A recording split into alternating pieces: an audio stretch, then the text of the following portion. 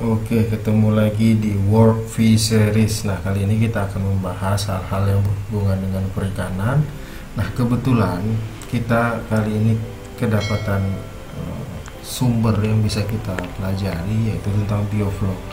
Nah, sebetulnya mungkin ini adalah praktek yang mungkin coba sudah diterapkan oleh pimpinan di universitas kami, yaitu Pak Rektor sendiri, tentang konsep entrepreneur yang berhubungan dengan budidaya perikanan. Nah, sebelum kita mengulas lebih jauh, jangan lupa like, subscribe, dan klik tombol lonceng serta sebarkan video ini.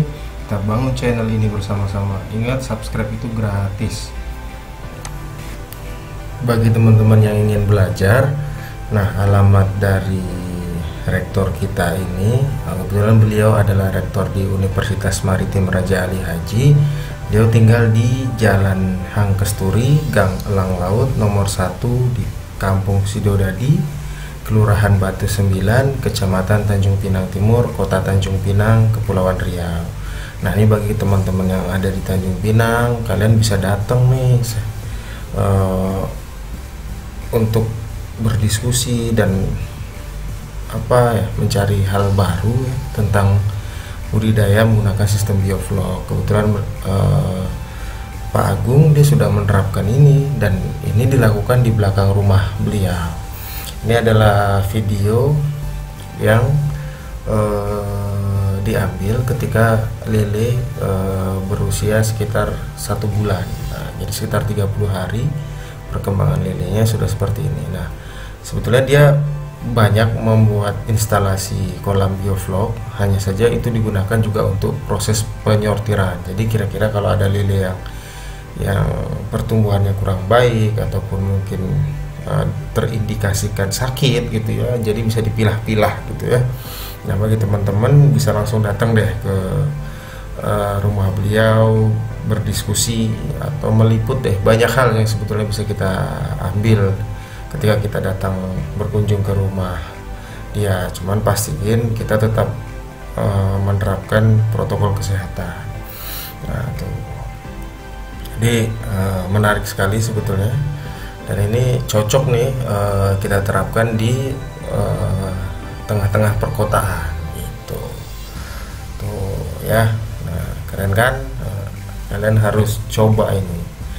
Nah, buat Pak Rektor, lain kali waktu panennya undang dong, jangan cuman kabar udah panennya aja. Jadi kita juga bisa langsung live meliputnya kan. Nah, silakan nih teman-teman kalau mau melihat lebih jauh. Nah, nanti di bagian akhir dari video ini ada ulasan mengenai sistem bioflok. Jadi terus ikuti video ini ya.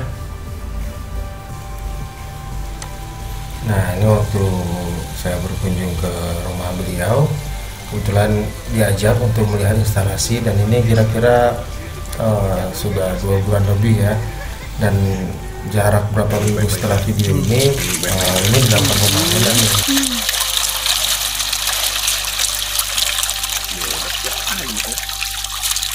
Yang terbaik lah ini mas.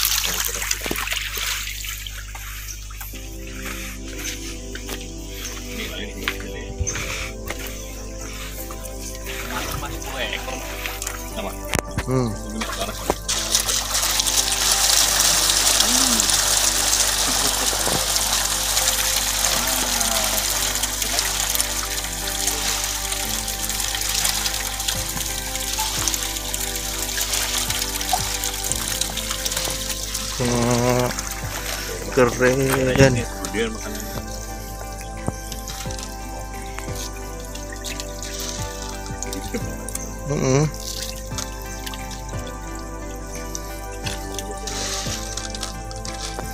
Mantap betul lah.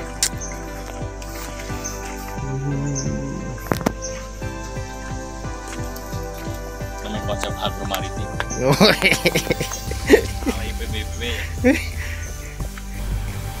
Nah, ini pada saat hari H pemanenan.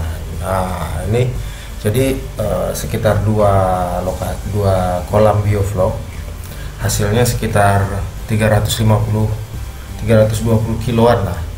Nah, jadi teman-teman tinggal kaliin aja tuh harga lele di Kota Tanjung Pinang mungkin sekilo sekitar 24.000 atau 26.000. Nah kita kaliin ke 320 kilo, lumayan juga lah. Jadi sekitar 26.000, kalau kita kalikan 320 kilo ya sekitar 8 jutaan lah. Nah, kan lumayan tuh. Nah, ini dia, kita harus banyak belajar nih yang kayak gini tuh. Ini pada saat pemanenan lele bioflok ini langsung dijemput pengepul ya nih lele ini.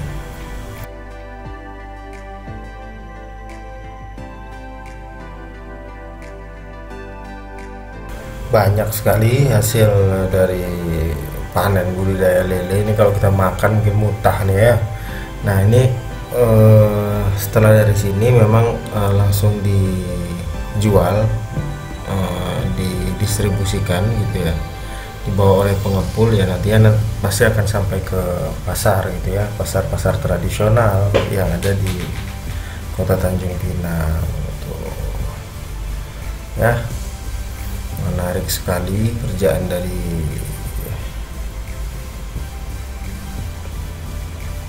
usaha dari budidaya lele ini, dan harus teman-teman coba nih.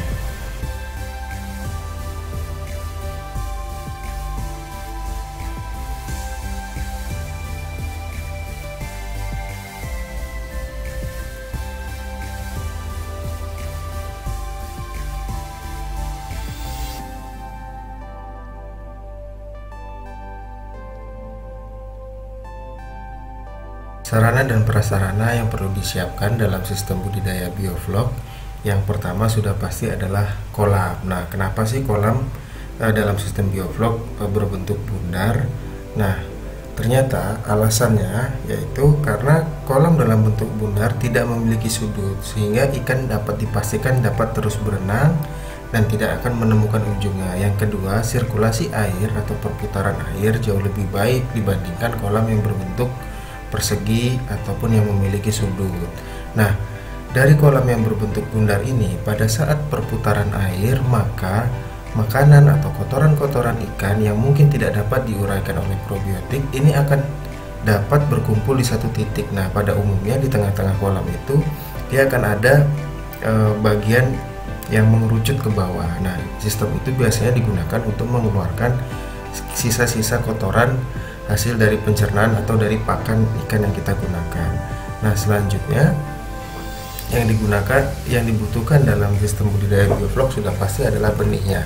Nah, pada tebar benih pada sistem bioflok itu menggunakan sekitar 600 sampai 1000 ekor per meter kubiknya. Bayangkan apabila kalian memiliki kapasitas kolam sekitar 3 ton, sudah pasti di dalam kolam tersebut bisa jadi terdapat sekitar 3000 ekor ikan.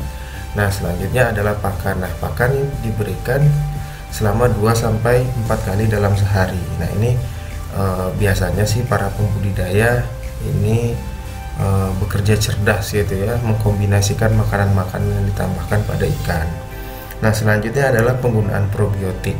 Aplikasi di air diberikan 2 kali sehari dan dicampurkan pada pakan sekitar 1 gram sampai 1 kg. Ini berdasarkan dari sumber-sumber yang coba kami kumpulkan. Nah, kira-kira probiotik itu fungsinya apa sih gitu ya, supaya teman-teman semua bisa tahu bahwasanya probiotik dalam sistem bioflok telah berhasil untuk meningkatkan kualitas air dengan menurunkan limbah nitrogen organik, meningkatkan produksi melalui laju pertumbuhan dan kelangsungan hidup pakan berprotein berupa flok, dan mengurangi air dalam sistem budidaya ikan. Nah, tetapi pengaruh probiotik pada sistem bioflok itu tergantung dengan dosisnya, waktu pemberian, dan jenis probiotik yang digunakan. Nah, hebatnya lagi, Bapak Agung Damar Sakti, guru besar kita ini, dia mengembangkan sendiri biofloknya. Nah, jadi teman-teman kalau mau nanya, datang langsung ke rumah dia ya. Selanjutnya adalah sarana dan sarana budidaya ini udah pasti kita membutuhkan bak bulat, instalasi, aerasi inlet dan outlet, serta jaringan listrik. Nah, kira-kira apa sih keuntungan dalam sistem budidaya bioflok? Nah, sistem budidaya bioflok itu ternyata dari sisi produktivitas dia menghasilkan 3 kali lipat dibandingkan metode konvensional. Nah, jadi kira-kira kalau dalam sekali panen sistem konvensional itu pada ukuran kolamnya itu misalnya menghasilkan 100 kilo, nah pada sistem bioflok bisa jadi menghasilkan 300 kilo ikan gitu. Nah, hasil panen budidaya dari sistem bioflok yang dikembangkan oleh Bapak Agung Damar Sakti itu menghasilkan 350 kilo lebih gitu ya, kilo ikan lele pastinya. Nah, selanjutnya adalah masa budidaya, waktunya terhitung cepat gitu ya, sekitar 75 sampai 90 hari.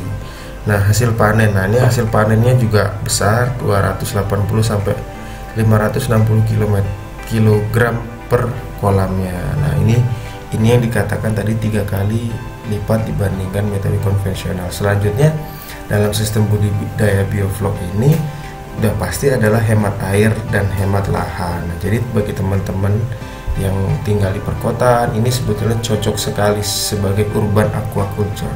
Jadi ketika teman-teman yang berada di kota ini cocok mengembangkan sistem budidaya seperti ini. Nah, selanjutnya adalah keuntungan lebih tinggi. Sudah pasti ketika hasil panennya juga berlipat, maka potensi keuntungan yang akan didapat juga lebih tinggi. Nah, yang terakhir adalah ramah lingkungan. Nah, karena kotoran atau sisa-sisa pakan itu sebetulnya diuraikan oleh mikroorganisme yang bisa jadi sengaja ditambahkan yang atau terkandung pada probiotik yang kita gunakan.